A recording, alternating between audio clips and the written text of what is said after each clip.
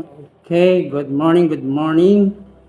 Magandang umaga sa mga taga Jamapec, sa Opir team, sa mga Operians, at sa mga nakikinig at nanonood po ng Opir Daily Devotions na ito. Okay? At siyempre, magandang umaga sa ating Panginoong Diyos na buhay na siyang nagbibigay po sa atin ng laging opportunity, okay, pag-asa na tayo po ay makapagpatuloy sa paglilingkod sa Kanya at magawa ang kalooban niya. Amen? So sa umagang ito po ay ipagpapatuloy ko ang title na aking pong nasimulan. Noong nakaraan po ay meron tayong series 1 na discuss about developing a godly mindset. So, ang scripture po natin ay matatagpuan sa Matthew chapter 25. So, noong nakaraan, ang na-discuss ko po ay Matthew chapter 25 verse 1 to 13. So, ngayong umaga naman po ay ipagpapatuloy ko ang chapter 25 verse 14 hanggang 30. So, babasahin ko po ang NIV version ng Matthew chapter 25 verse 14 hanggang 30. Ang sabi po dito, "Again, it will be like a man going on a journey who called his servants and entrusted his property to them. To one he gave 5 talents of money, to another 2 talents, and to another 1 talent, each according to his ability. Then he went on his journey. The man who had received the 5 talent went at once and put his money to work and gained 5 more. So also the one with the 2 talents gained 2 more. But the man who had received the 1 talent went off, dug a hole in the ground, and hid his master's money. After a long time, the masters of those servants returned and settled accounts with them. The man who had received the 5 talents brought the other 5. Master, he said, you entrusted me with 5 talents. See, I have gained 5 more. His master replied, well done, good and faithful servant. You have been faithful with a few things. I will put you in charge of many things. Come and share your master's happiness. Then the man with 2 talents also came. Master, he said, you entrusted me with 2 talents. See, I have gained 2 more. His master replied, well done, good and faithful servant. You have been faithful with a few things. I will put you in charge of many things. Come and share your master's happiness. Then the man who had received the 1 talent came. Master, he said, I knew you that you are a hard man, harvesting where you have not sown, and gathering where you have not scattered seed. So I was afraid and went out and hid your talent in the ground. See, here is what belongs to you. His master replied, you wicked, lazy servant. So you knew that I harvest where I have not sown and gather where I have not scattered seed. Well, then you should have put my money on deposit with the bankers, so that when I returned, I would have received it back with interest. Take the talent from him and give it to the one who has the 10 talents. For everyone who has will be given more, and he will have an abundance. Whoever does not have, even what he has will be taken from him, and throw that worthless servant outside into the darkness, where there will be weeping and gnashing of teeth. Praise the Lord. So yun po ang ating scripture for today. At maraming salamat muli sa ating Panginoong Jesus, sa ating Panginoong Diyos na siyang nagbibigay po sa atin ng opportunity, okay, na maging instrumento ng kanyang spiritual blessing. Amen? So bago po tayo magpatuloy ay mananalangin po tayo. Praise the Lord. Hallelujah. Dakilang Diyos na makapangyarihan sa lahat, sa umagang ito, kami po ay nagpapasalamat sa panibagong araw, panibagong pag-asa na kami o Diyos ay makarinig, makapagbulay-bulay ng iyong salita. At dalangin namin Panginoon na patuloy mo kaming gabayan, buksan ang aming kaisipan, ang aming puso, upang maunawaan namin o Diyos ang mensahe na kung saan ay aming nabasa, babasahin at pakikinggan at isasagawa ayon sa iyong panukala. Maraming salamat at ito po aming dalangin sa pangalan ni Jesus. Amen. Okay? So, again, ang ating pong title ay Developing a Godly Mindset. At pangalawa na po itong series. Okay? So, ngayon, nakaraan hindi ko po nasabi bakit developing a godly mindset. Bakit hindi po positive mindset? Maganda naman po yung meron tayong positive mindset. Yung optimistic po tayo sa buhay natin. Okay, sa araw-araw, merong magandang bagay na nangyayari po sa atin.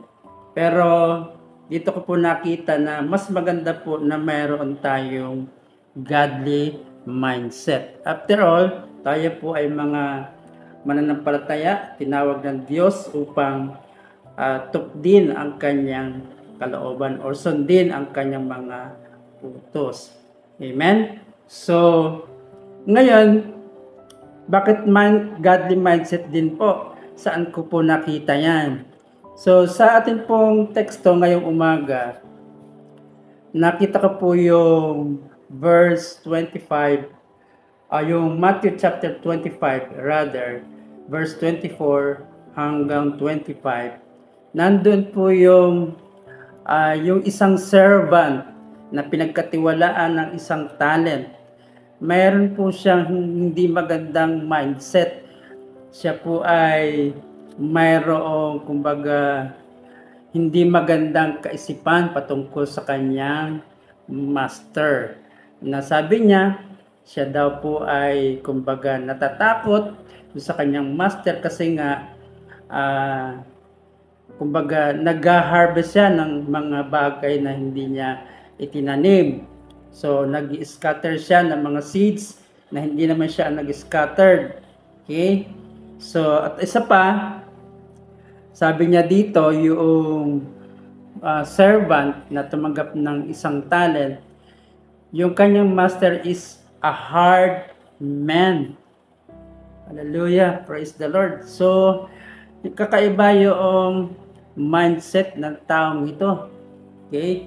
So, kaya doon po natin nakuha itong ating pong title. Na tayo bilang mga mananampalataya, kailangan ma-develop po sa atin ang godly mindset, hindi yung kumbaga negative mindset. Okay?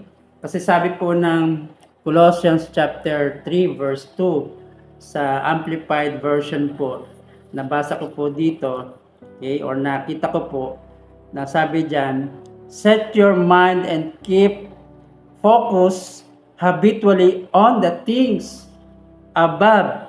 Okay? So, heavenly things, not on the things that are on the earth, which have only temporal value. Amen? So, Yan po ang Colossians chapter 3 verse 2. Okay? At dito po sa ating discussion sa pag-aaral, meron po akong inihandang tatlong bagay na pwede nyo pong pagbulay-bulayan din.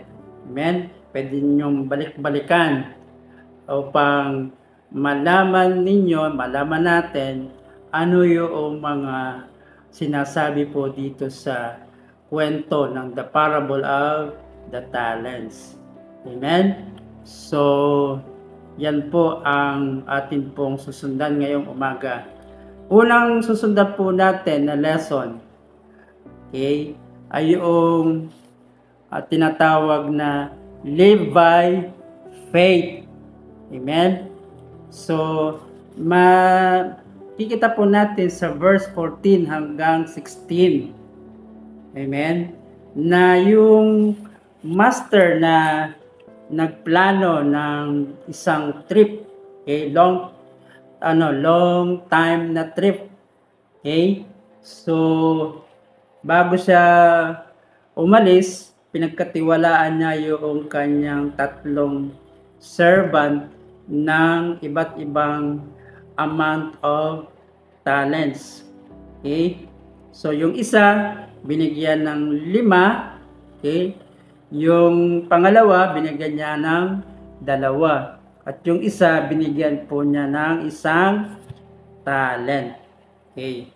So, ngayon, ito pong unang talent o unang servant na binigyan ng 5 talent. Ang ginawa po niya ay, sabi doon, he went at once and put his money to work. Amen? So in other translation po, sabi doon, he began to invest the money and gained 5 more. Amen? So, the same thing din po doon sa verse 17, yung servant na tumanggap ng 2 talent, nag-work out din po siya or kumbaga nag-invest din po siya. Amen? Ininvest niya yung 2 talents na ibinigay po sa kanya at naka-earn siya ng 2 talent. Amen? Praise the Lord. Hallelujah. Now, here's a tricky question. Okay? So, pag-isipan po natin ito. Okay? Sabi dito, why did the master entrusted his property to his 3 servants? Bakit hindi po doon sa isa lang? At bakit hindi doon sa 2? Binigyan pa niya ng 1 talent yung pangatlong servant na wicked at lazy servant, sabi sa kwento. Amen? So, in this parable, each person in the kingdom of heaven is given a certain number of gifts and opportunities. Naniniwala po ako na ang Panginoon, He wants us, everyone, to be engaged for the furtherance of His kingdom. And He expects us to use wisely those resources to gain more and for us to grow and glorify God. Amen? The task of sharing the Word of God, especially in this story of the second coming of Jesus Christ, is not only entrusted to one person. So, hindi po lamang sa pastor, hindi lamang sa teacher, evangelist, pinagkatiwala ang pag-share ng salita ng Diyos. Kung hindi, ang gusto ng Panginoon, lahat ng mga mananampalataya ay susunod sa kautusan niya na ipalaganap ang mabuting balita ng ating Panginoong Jesucristo. Amen? So, Jesus Christ is coming to give rewards and commend those who truly live by faith and punish those wicked and unrighteous people. Praise the Lord. Hallelujah. So, live by faith. Yun po ang ginawa ng dalawang servant na naging productive. So, nag-gain ng 5 yung una at nag-gain yung pangalawa ng 2 talents. Amen? So, in-expect din po tayo ng ating Panginoon na mag-gain ng something na matutuwa siya kapag tayo po ay humarap sa Kanya pagdating ng panahon. Amen? So, pangalawang lessons na dapat po nating makita dito or malaman ay ito. Learn to know God's will for you. Amen. So, saan ko po yan nakita? Dito po sa verse 19 hanggang 23. Okay? Sabi doon, after a long time, the master returned from his trip and called them to give an account of how they had used his money. Okay? So, may 3 bagay din po tayo makikita dito. Sabi, know that Jesus Christ will certainly come again. Amen? So, mayroon po talagang pangalawang pagbabalik ang ating Panginoong Jesucristo dito sa sanlibutan. At pangalawa, ito po ang isa din sa importante na dapat nating malaman, we will report to Him individually. Amen? So katulad po ng ginawa ng 2 servant or nung 3 servant rather. So 3 po yung nag-report. Yung 2, so very confident sila na mag-report at yung isa may takot pa. Okay? So pangatlo, know that Jesus Christ will judge us accordingly. So yun po ang makikita natin dito. Okay? So, yung 2 servant, nakita po natin na talagang mayroong magandang mindset, mayroong magandang attitude. So, masipag, matyaga, sabi doon, kumbaga magaling, tapat, at mabuting alipin, yung pong 2. Okay? Pero yung isa, makikita po natin dito na na-judge siya ng kanyang master na isang wicked, useless, at lazy servant. Okay? So, ngayon, ang dapat po nating emulate o magaya na attitude dito ay yung attitude po ng 2 servant na naging productive. Okay? At may paalala po ang Bible sa buhay po ni Apostol Pablo, binigyan niya ng kumbaga encouragement yung mga mananampalataya sa Roma. Okay?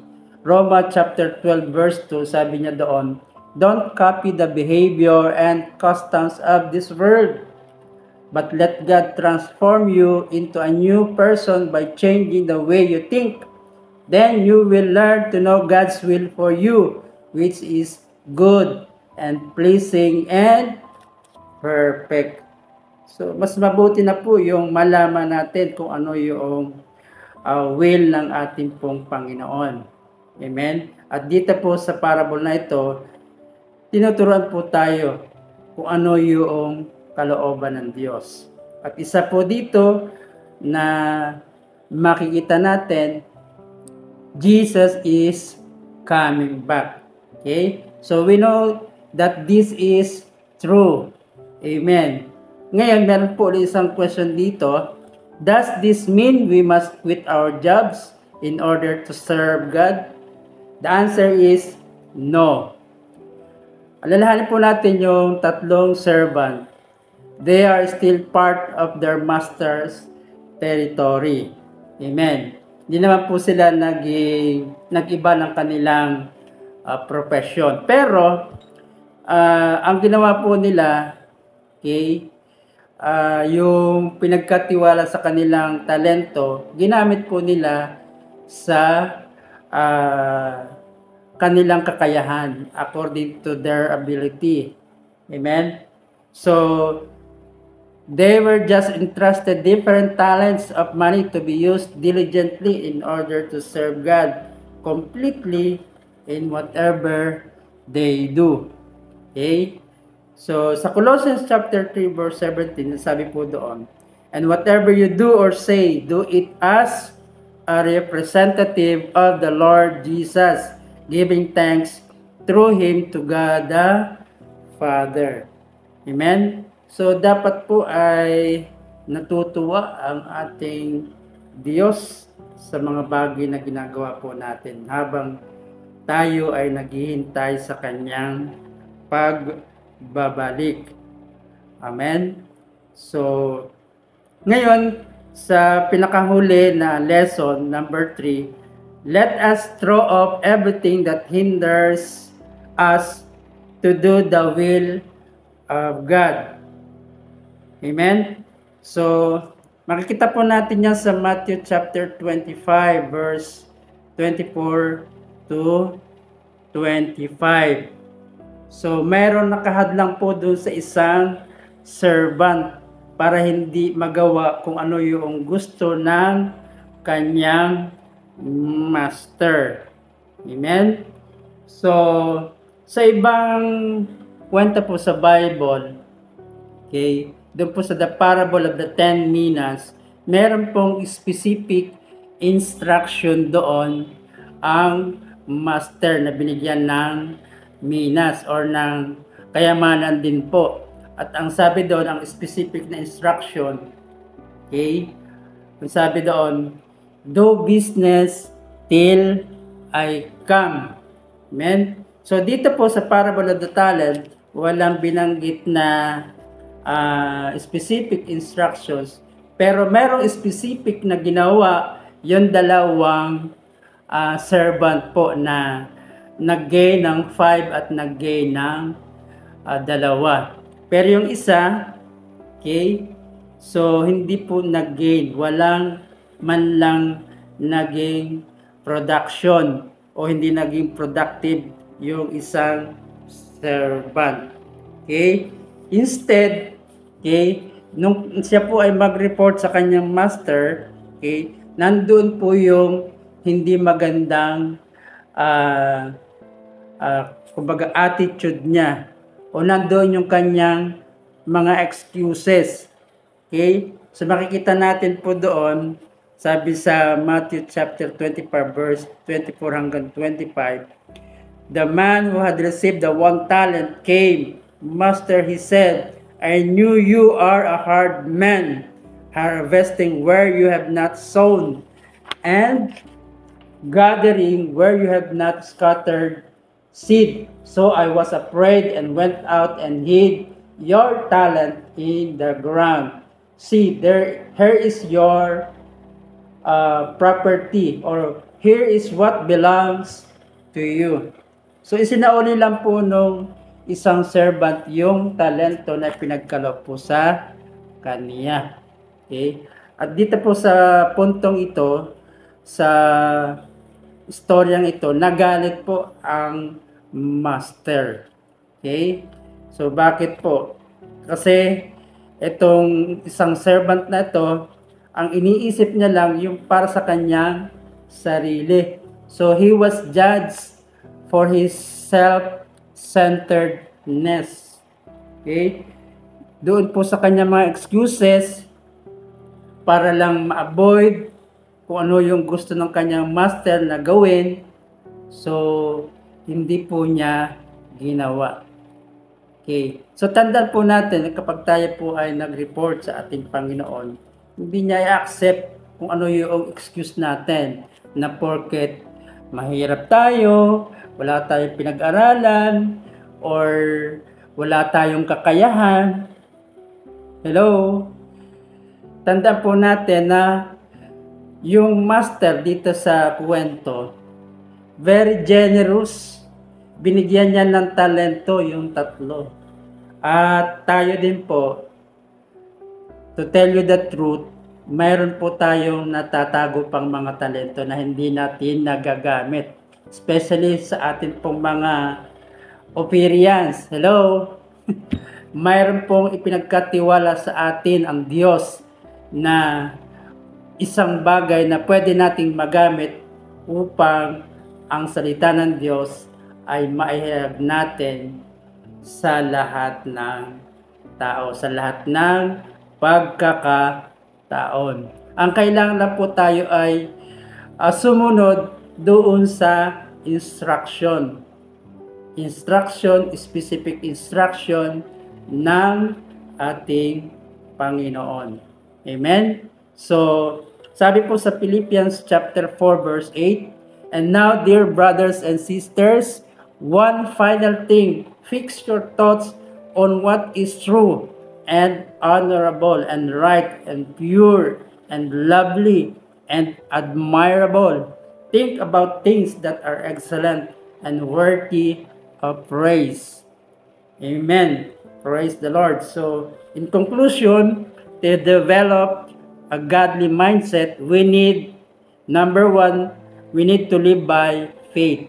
Number two, we need to know God's will for us. And number three, let us throw off everything that hinders us to do the will of God. Patuloy po tayo manalangin at hayaan po natin ang Diyos ang mag-guide sa atin kung ano yung gagawin natin sa ating buhay habang tayo po ay nandito pa sa mundong ibabaw. So maraming salamat po at God bless everyone.